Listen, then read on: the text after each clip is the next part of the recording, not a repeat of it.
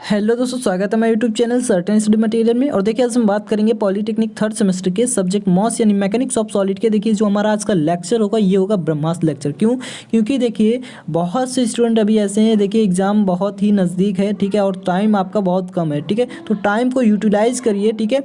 और क्योंकि देखिए इस लेक्चर का ये लाने का मतलब ये है, ठीक है, क्योंकि बहुत से स्टूडेंट की अभी जो स्टडी है वो कंटिन्यू नहीं हो पाई किसी प्रॉब्लम की वजह से, ठीक है, बहुत सी प्रॉब्लम क्रिएट हो जाती हैं, ठीक है। तो देखिए क्या करना है आपको, मैं एक कॉमन टॉपिक आप लोगों को पढ़ाता जाऊंगा ताकि आप उससे आपकी बैक ना लगे, ठीक है, जो अभी छुए भी नहीं है किताब वगैरह, तो आपकी उससे बैक नहीं लगेगी और आप इसका एडवांटेज ले सकेंगे और अच्छे मार्क्स से आप पेपर में पास हो जाएंगे, ठीक है। तो देखिए क्योंकि बहुत से स्टूडेंट वेट भी कर रहे थे कि लास्ट मोमेंट में मतलब सर इंपॉर्टेंट क्वेश्चन कराएंगे, ठीक है, तो वही आपको अब मिलता रहेगा, ठीक है। वैसे भी देखिए एक चीज़ मैं और बता देना चाहता हूँ कि जितना मैंने कराया है टॉपिक वाइज टॉपिक, ठीक है, इससे क्या होगा आपका 100% देखिए कहीं इससे बाहर नहीं जाएगा, ठीक है। इसको अगर आपने लेक्चर देख लिए जितने भी है थर्ड सेमेस्टर के, और देखिए ये जो हमारा होगा, देखिए इसका हमने ये मॉस हमने इसलिए लिखा है, देखिए क्योंकि ये जो हमारा आज का टॉपिक होगा ना, ये आपको देखिए ये ईएम में भी आपको एडवांटेज देगा, ठीक है।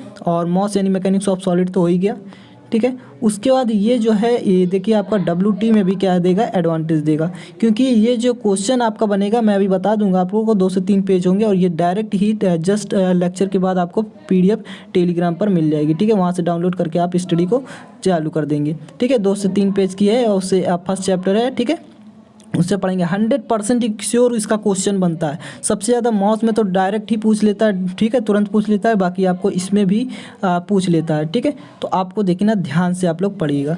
तो उसके बाद देखिए हम ले चलते हैं सीधा आपको इसी पर।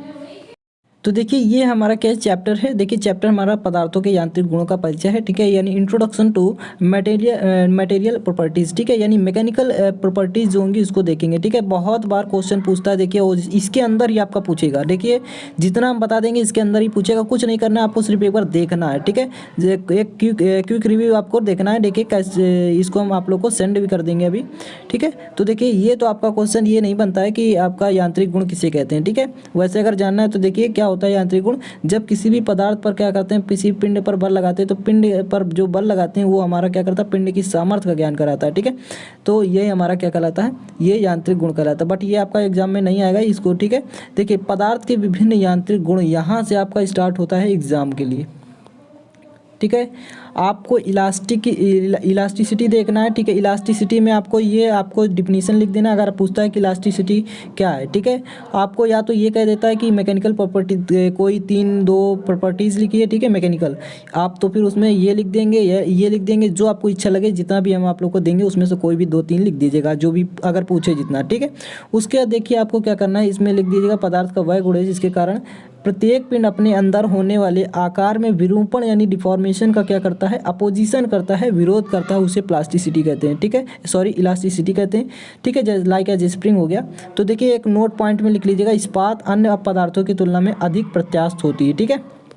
अब देखिए बात आती है, देखिए बात आती है प्लास्टिसिटी। प्लास्टिसिटी क्या होती है, और देखिए एक चीज़ और बता दें, जो हमारा इलास्टिसिटी है ना, इलास्टिसिटी क्या है, ये एक देखिए इलास्टिसिटी जो ये हमारा टेम्परेरी डिफॉर्मेशन है, ठीक है, अस्थाई विरूपण होता है। और ये देखिए प्लास्टिसिटी हमारा पदार्थ का वह गुण जिसके कारण पदार्थ पर बल लगाने से उसके आकार में बिना टूटे स्थायी विरूपण होता है, ठीक है, मतलब स्थायी विरूपण आ जाता है, अगर हम बल लगा रहे हैं उसके आकार में तो टूटेगा नहीं और हमारा परमानेंट डिफॉर्मेशन हो जाएगा, ठीक है। और बल अगर हम हटा लेते हैं तो वो हमारा चेंजमेंट देखिए जो है वो हमारा वापस नहीं मत होगा। जिस प्रकार से स्प्रिंग को खींचते हैं तो हमारा दोबारा फिर बल हटा देते हैं, खींचना बंद कर देते, फिर उसी शेप में आ जाता है, लेकिन ठीक है स्प्रिंग जो है। उसके बाद अगर हम इसमें क्या करते हैं, देखिए इसमें अगर हम क्या करेंगे, बल लगाएंगे, कोई स्प्रिंग है इसमें हम बल लगाते हैं, उसके बाद हमारा ये स्प्रिंग नहीं है, ठीक है, इसके लिए और एग्जांपल ले लीजिए, ठीक है। तो जब हम जैसे मान लीजिए कोई आपका रॉड टाइप का है, उसको खींच देते हैं तो हमारा उसी शेप में कन्वर्ट हो जाता है, ठीक है। उसको जब बल हटाते हैं तो हमारा वो उसी शेप में वापस नहीं आता है, ठीक है, जस्ट अपोजिट होता है इलास्टिसिटी का। तो देखिए उसके बाद ये हमारा क्या होता है, यहाँ पर देख लीजिए तापमान अगर हम बढ़ाएंगे तो इस गुण में क्या होगी, वृद्धि होगी, किसमें, ये प्लास्टिसिटी में, ठीक है। प्लास्टिसिटी को परमानेंट डिफॉर्मेशन कहते हैं, इलास्टिसिटी को टेम्परेरी डिफॉर्मेशन कहते हैं, ठीक है। ये समझ गए होंगे आप लोग। उसके बाद देखिए क्या है, उसके बाद आपको ये देखिए यहाँ पर देखिए तन्यता है, ये जिसको डक्टिलिटी बोलते हैं, पदार्थ का वह गुण जिसके कारण उसे पतले तार के रूप में खींचा जा सके। ठीक है, मतलब कोई भी आपका मटेरियल है उसको क्या करें, एक वायर के फॉर्म में हम खींच सकते हैं, तो वो हमारा डक्टिलिटी कहलाता है। ठीक है, समझ गए आप लोग। उसके बाद देखिए ब्रिटलनेस। ब्रिटलनेस क्या होती है, ये चौथा पॉइंट है। ब्रिटलनेस क्या होता है, पदार्थ का वह गुण जिसके कारण पदार्थ पर चोट लगाने से, मतलब कोई मटेरियल उस पर हम चोट लगा रहे हैं तो बिना किसी विकार, यहाँ पर देखिए विकार है, ठीक है, बिना किसी विकार अथवा खराबी उत्पन्न हुए टुकड़े टुकड़े हो जाता है। ठीक है, ब्रेक हो जाता है, उसको हम भंगुरता कहते हैं। ठीक है, भंगुरता कहलाता है। अगर एग्जाम्पल नोट पॉइंट देखिए क्या लिखेंगे, भंगुर पदार्थ में तन्यता एवं कुट्यता की कमी होती है, यानी डक्टिलिटी एंड मैलिबिलिटी की कमी होती है। समझ रहे हैं आप लोग।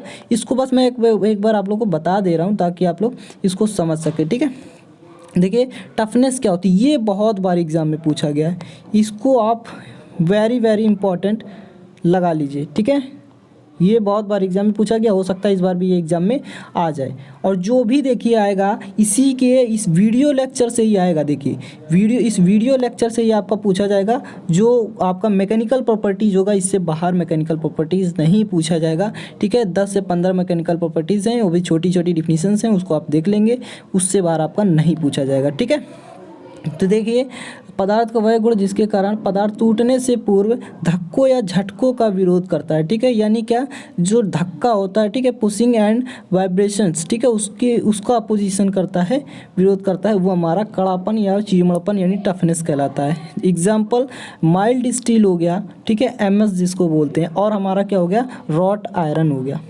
ठीक है, जो कि प्योर फॉर्म ऑफ आयरन होता है, जिसमें 99.9% क्या होता है, इसमें आयरन पाया जाता है। ठीक है, उसके बाद देखिए हार्डनेस। हार्डनेस बहुत बार पूछा गया है, हार्डनेस। ठीक है, तो हार्डनेस के लिए देखिए हार्डनेस बहुत बार पूछा गया है, इसको भी वेरी वेरी वेरी इंपॉर्टेंट लिख लीजिए। ठीक है, और इसे याद कर लीजिएगा।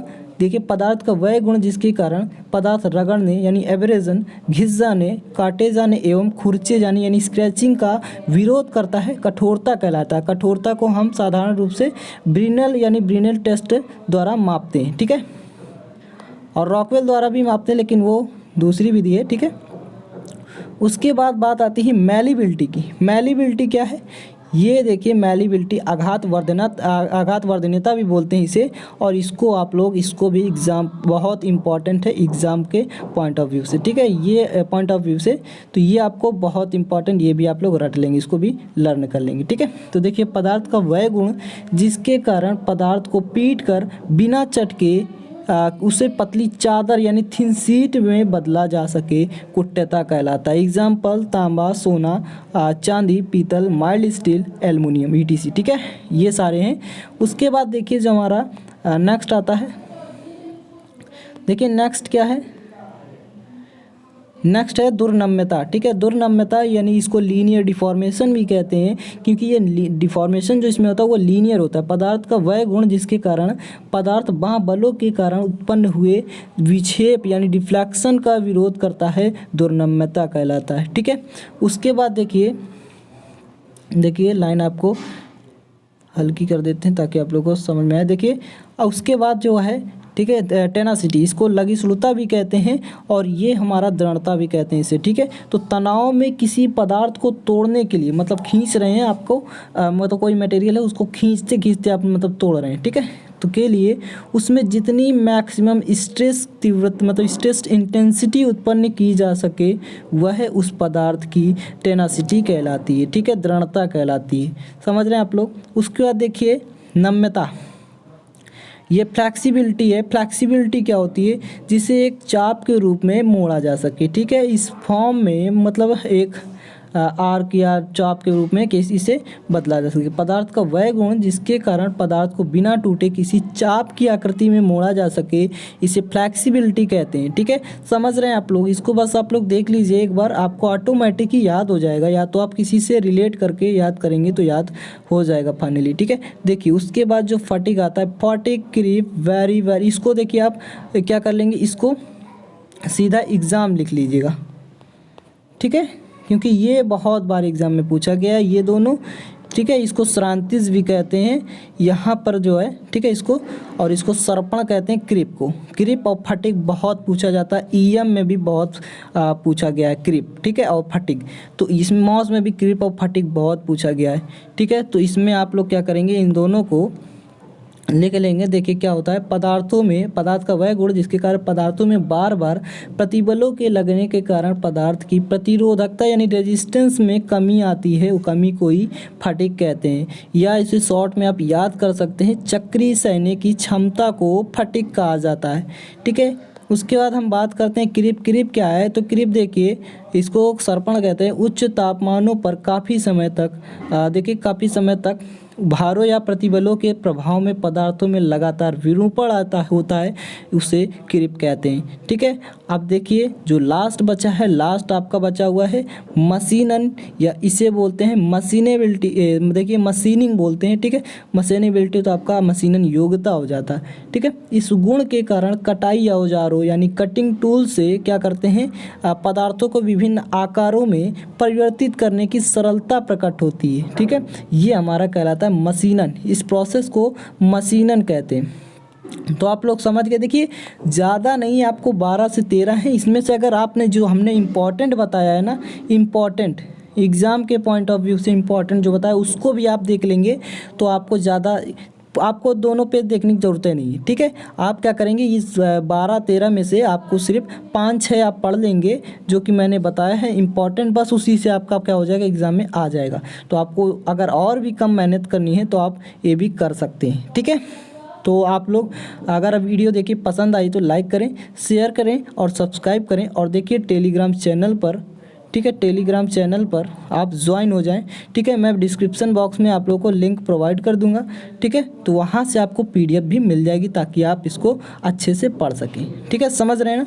तो अगर आप लोग को वीडियो पसंद आई है तो जो नए व्यूवर हैं उसको लाइक करें, ठीक है, और सब्सक्राइब भी कर लें ताकि नोटिफिकेशन आपके पास जल्दी से आ जाए, ठीक है। तो thanks for watching this video, मिलेंगे नेक्स्ट वीडियो में।